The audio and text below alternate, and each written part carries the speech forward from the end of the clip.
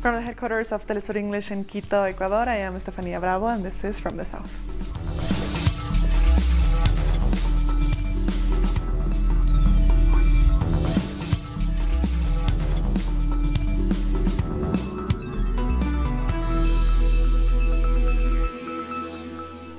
Venezuelan officials have received a team from the Office of the United Nations High Commission for Human Rights.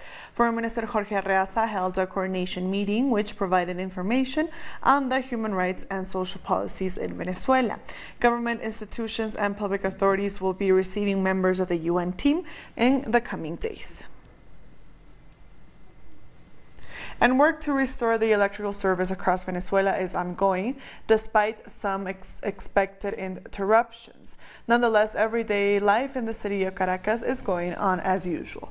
Citizens continue going through their daily lives despite the hardships these latest attacks have caused. Authorities earlier announced the suspension of the working day for Monday. Meanwhile, Venezuela's Vice Minister of Planning, Minister Ricardo Menéndez, says attacks against the electrical network continue as the government tries to recover the system. While all the actions are taken to reestablish the electrical service, attacks continue to happen. This is an aspect that with the pass of time, we will be able to see all the history of attacks on the electrical system. However, independent of these aggressions against the electrical system, we have a stance which is to restore the full functioning of the electrical system, and at the same time, to commit to all those tasks that are indispensable for the Venezuelan population. Earlier, President Nicolás Maduro says he is in constant contact with officials across the country. He added that the attempted sabotage had failed thanks to the people's spirit of solidarity. The macabre strategy of this attack on the electrical system was to drive our people to lose hope and to cause conflict between Venezuelans. That's not going to happen. That's the truth. We are very conscious in this country. We are patient and conscious, and the level of solidarity and cooperation that the people have shown is impressive. We have to broaden the message of cooperation, solidarity, mutual support, and of peace. All the means of recovering power are being enacted. We are moving slowly so that the recovery from attack that we endured this morning and yesterday during the night is stable and permanent. We are going to achieve it. Tell all the governors to tell the people. And also in Venezuela, workers from the National Electrical Corporation continue their work following the sabotage of the country's main power generator. We have more in this report. Analyst Vladimir Adrianza says Venezuelans are resisting an international scare that seeks to break the peace and sovereignty of the country through unsettling acts like this recent attack to the national electrical system. Evidently, it had to have done in two ways. The fact that Marco Rubio knew about it appears as indisputable evidence that he knew what was happening. There was external collaboration. A cybernetic attack on the automated control of the GURI system that supplies energy to the country is an act of aggression against the people of Venezuela. For the government of Venezuela, this is yet another component of the unsettling plan to destabilize the country. To leave a whole country without electrical service, to leave all hospitals without power. Thank God the power plants worked. What they are saying about 79 deaths is false. While Marco Rubio was mocking the situation, we were transferring children to other hospitals. Despite the problems caused by electrical sabotage, there is peace in Caracas. The people denounce that they are the victims of an attack from the outside. It looks like a coup, this attack on the telecommunications. Today we have a problem and we are all affected. It won't be easy. The attacks will continue, there will be stronger attacks. We should know that if there's a war, it will be worse. From the streets, you can see the Venezuelans are facing these challenges with civility and calm, while the national government continues to work towards the restoration of all the electricity. At least 7 people have died and several others are missing as heavy rains and flooding hit the Brazilian city of Sao Paulo. Many roads have been blocked due to landslides and many vehicles, including public buses, have been left submerged in water. More rain is forecast for the rest of Monday. Our correspondent Brian Muir has the latest.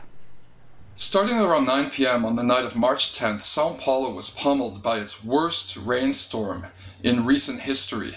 Major highways have been flooded out and are still shut down today, like Marginal Tietê and Rodovia Anchieta. Thousands of people have been flooded out of their homes, many waiting on rooftops to be rescued by the fire department. People are traveling around on boats on some streets. Hundreds of cars were destroyed. Some buildings were destroyed. There have been landslides. It's just a sign of disrespect from the state government of São Paulo, which privatized 49% of the state water company in the 1990s.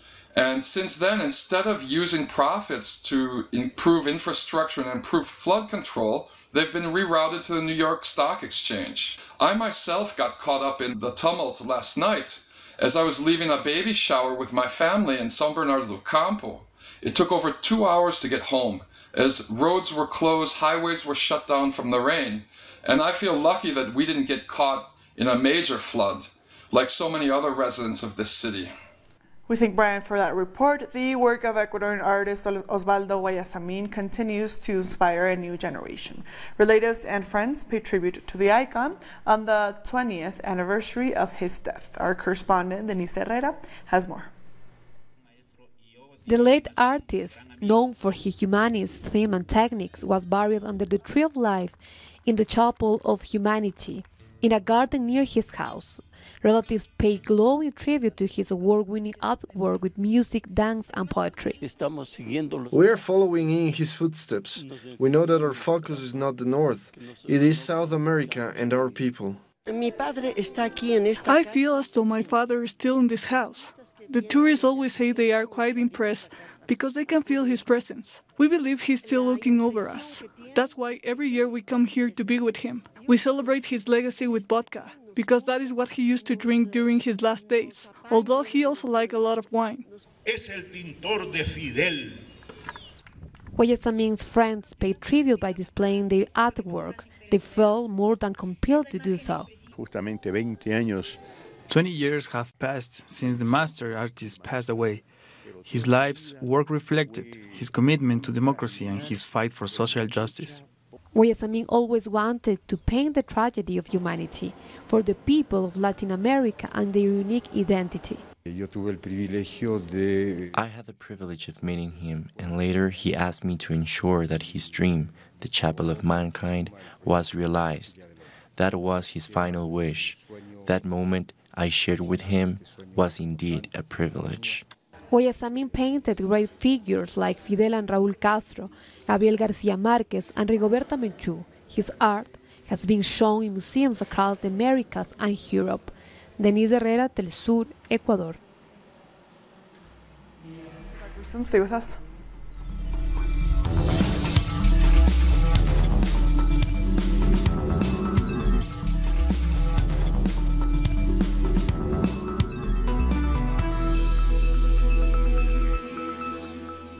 Welcome back. For more on how Venezuelans are dealing with the return of power, we have our correspondent Laura Prada live from Caracas. Hi Laura, how is the situation developing throughout the country?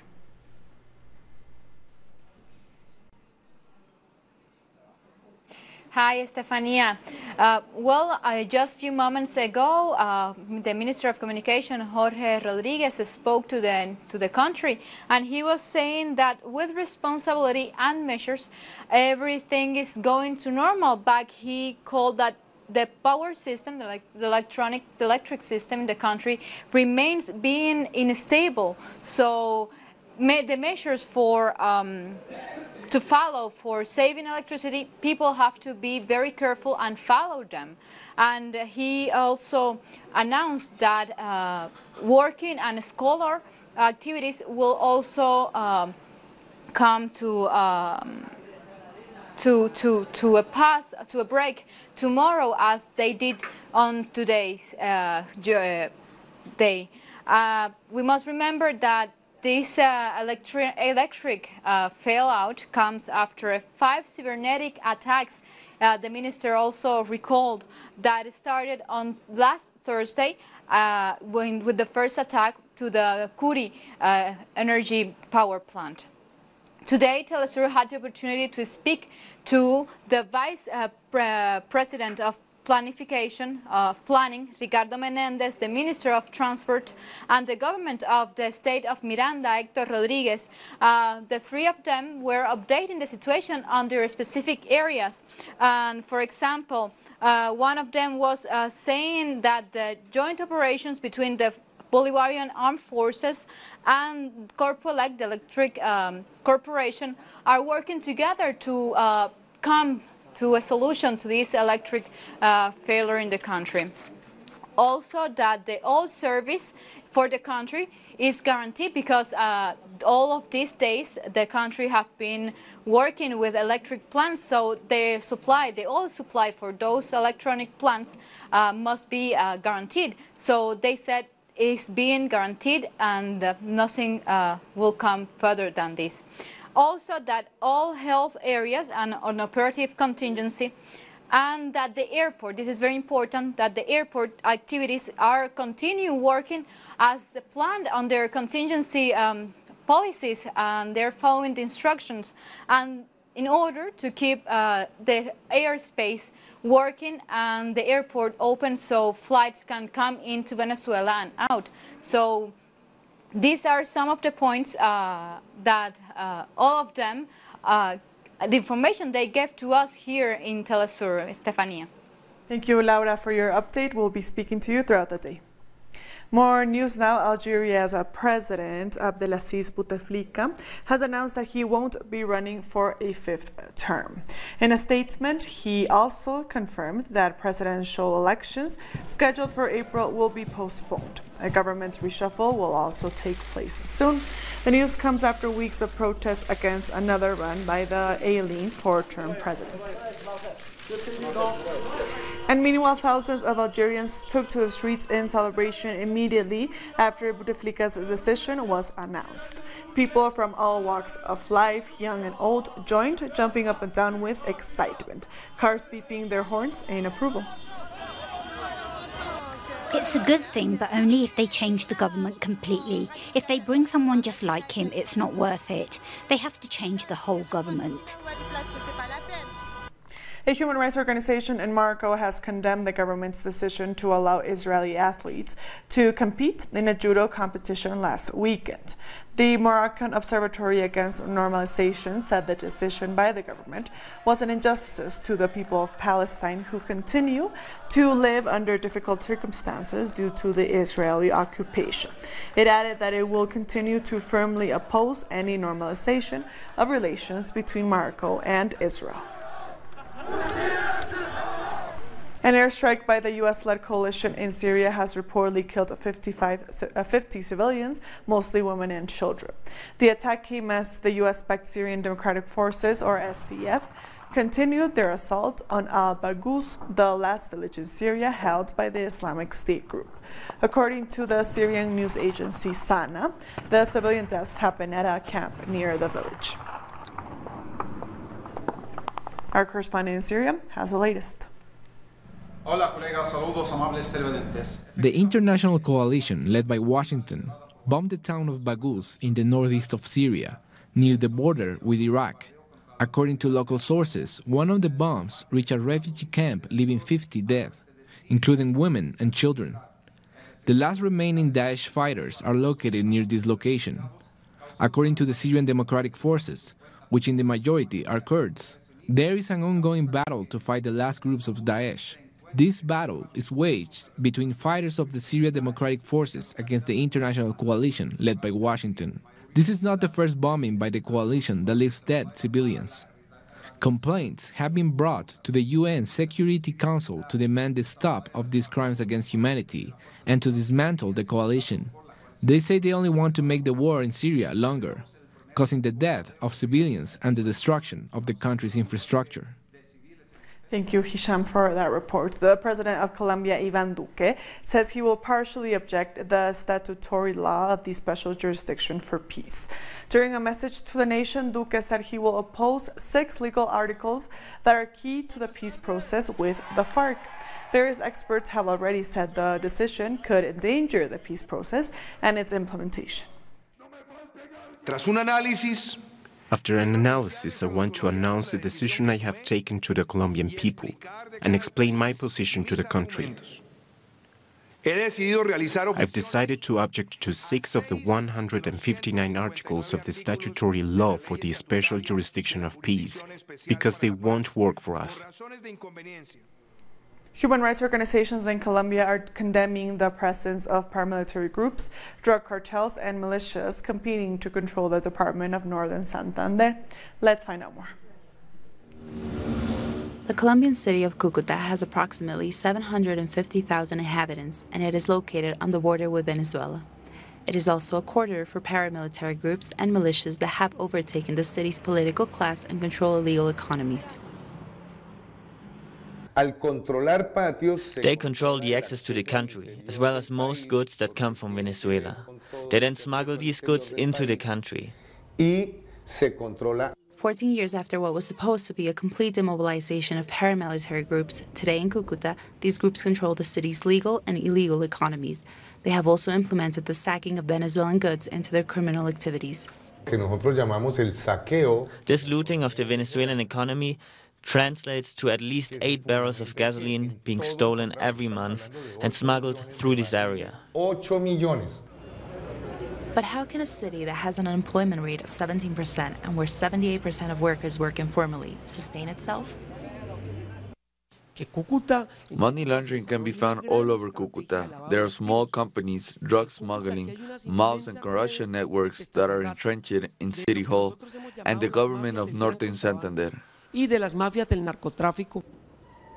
According to human rights agencies, in the Department of Santander, almost 600 cases of forced disappearances have been reported, out of which 120 have happened near the border with Venezuela. There are ways for disappearing people from Cúcuta that are not reported. Armed groups continue to amass strength, spreading all along the Colombian-Venezuelan border. Many experts agree that they have the support of the police and could lead an attack against the Venezuelan people. We'll take a short break now. Join us again after this.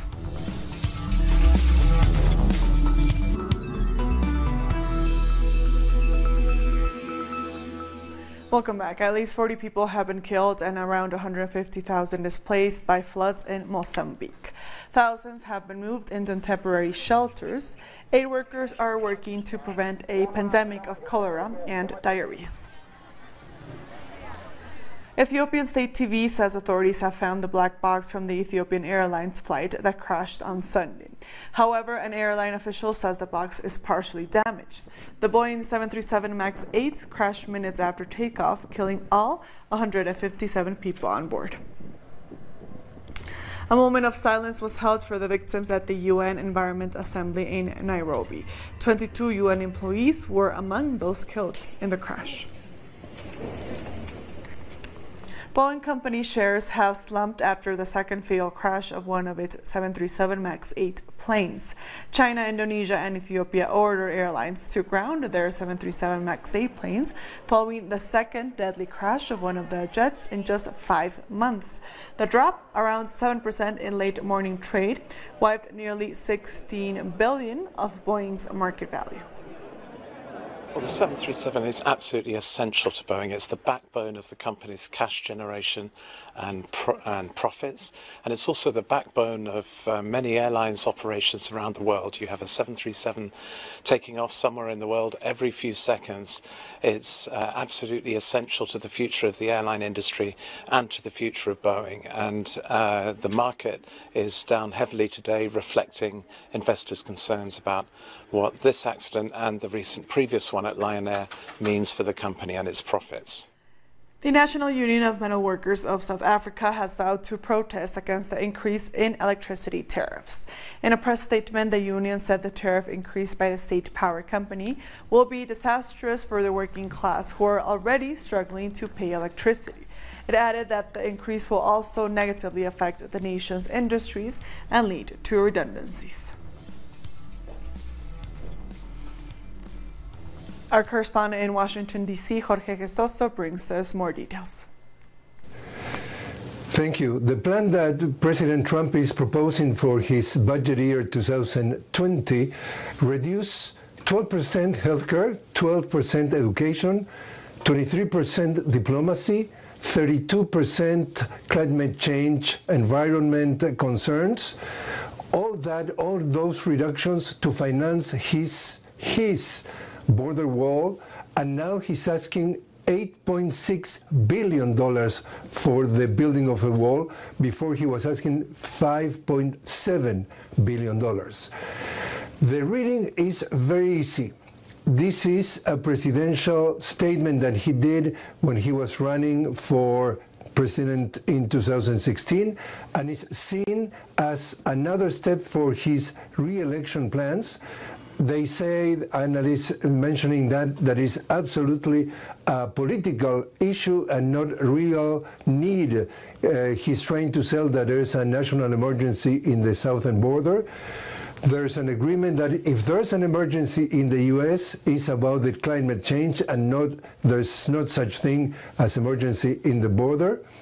But on the other hand, what is already been known by the Democrats, that they're going to veto every possibility of that plan to go ahead. So there's another eventually confrontation that could be coming.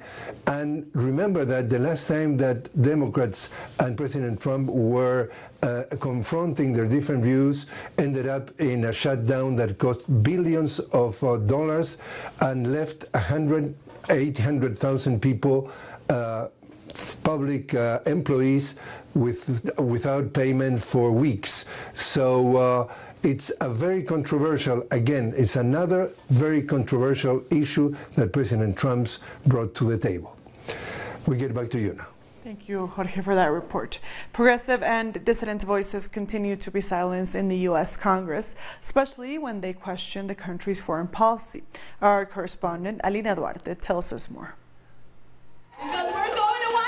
A woman, Muslim, black, and a Somalian civil war refugee who lived in a camp in Kenya. Today, Ilhan Omar has a seat in the U.S. House of Representatives. She's also considered one of the most progressive legislators in the chamber, and her voice makes Washington nervous. That is a ridiculous question, and Yes or no? No. She's brought to light the influence that Israeli lobby, AIPAC, has in both public affairs and political life in the United States. Doing so has generated a campaign against her. The anxiety here that's being raised is not about the concern for Jewish life, but is about the concern for Israel's viability as an apartheid state, continuing and entrenching its settler colonial encroachment. And the United States has been the leader of that effort. The media campaign against the legislator treats criticism of Israeli politics as an attack on the Jewish community. Criticizing Israel does not mean you criticize the Jewish people. We reject anti-Semitism just as we reject Islamophobia. Both are unacceptable. The criticism of Israel doesn't have to do with Semitism or anti-Semitism. This has to do with human rights and the human rights to treat both people equally. Omar doesn't get much backing, even from her own side. Even Democratic socialist Alexandria Ocasio-Cortez, who has become something of a media sensation, hasn't been very clear or has kept her silence regarding Omar. Meanwhile, more veteran Democrats have tried to control the situation. What Congresswoman Omar said, I thought was wrong and hurtful. But I also want to say that what happened linking all Muslims to the terrorist attack was wrong and hurtful, and both should be condemned. Is laid on the table.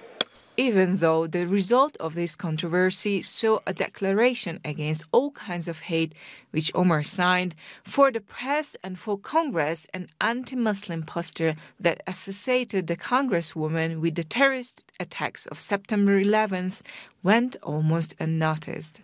In the same vein, the report from the United Nations Independent Commission of Human Rights saying that there were reasonable motives to believe that Israeli security forces committed grave violations of human rights and international law was largely ignored. In 2018, the Israeli army has shot at children and journalists during the Great March of Return in Gaza, killing 189 Palestinians, 35 of them just children. The number of hate groups that exist in the United States is alarming. According to the Center of Legal Studies on Poverty in the Southeast, in the year 2018, there were 1,020 such groups, of which 100 were anti-Muslim, 148 white nationalist, 112 neo-Nazi, and 51 Ku Klux Klan cells. Alina Duarte, Telesur, Washington, D.C. And with that report, we've come to the end of this news brief. These and other stories, as always, find them on our website at telesurenglish.net. And also join us on social media. We're on Facebook, on Twitter, and on Instagram. For Telesur English, I am Estefania Bravo. Thank you for watching.